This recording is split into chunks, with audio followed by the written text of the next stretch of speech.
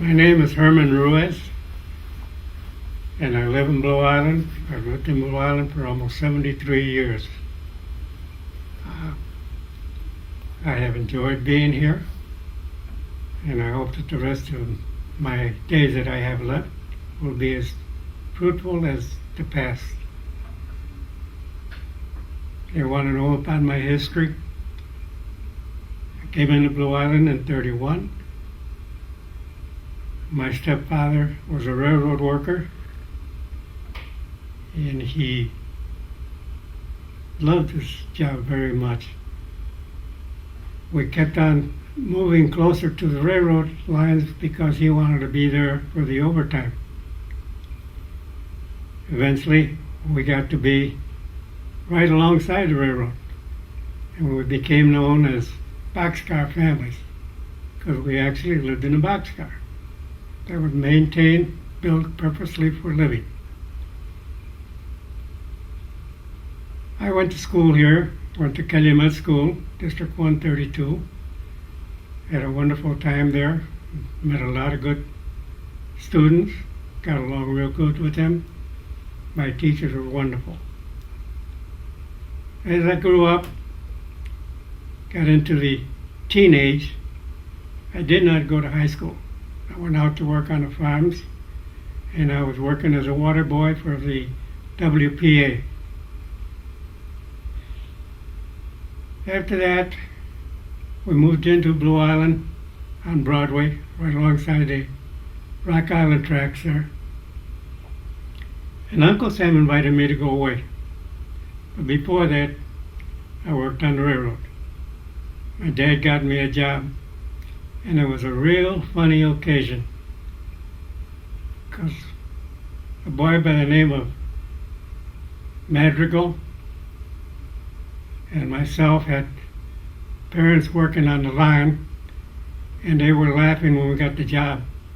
They were going to work the daylights out of us so we couldn't go out at night. So we did work, and we sweated it out.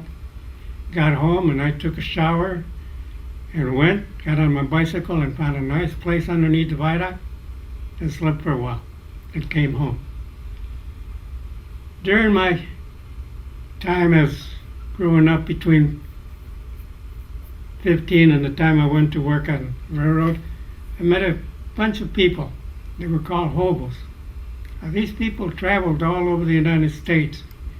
They even had conventions and would elect a king and a queen. When they came by, they never begged for food. They always knocked at the door and asked if you had work for some food. They were willing to work for it. It got to the point that they built their little tents right alongside Halsted Street by the railroad. We had our garden there. It was a good-sized garden. We raised tomatoes, corn, and all the other items that we needed for food.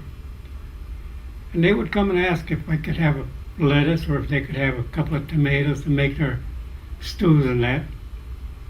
Real friendly. They also warned us that there was a group that would be coming, which was a group number 3, to stay away from them. They would invite us for a snack. 6 of us would go down there, have a snack with them. It got to the point that they built me a tent so that I could have my own group over there of boys and sit down and have our own picnic. They were wonderful people. When I came back from the service, they were no longer there. They had been moved, the yard had been made bigger. The railroad that I worked for was a connecting line, the Baltimore and Ohio Chicago terminal. What they did is move cars from one yard, which was between Ashland and Halsted, to the Milwaukee run, or over to the Rock Island, or over to the New York Central. I worked as a gandy dancer. A gandy dancer is a man who puts the rails down, puts the ties in, spikes it, keeps the line going. Sometimes we had to walk 3 or 4 miles just checking rails, make sure there was no damage or nothing. It was nothing to be called out in the middle of the night and run down to work because they had found a broken track.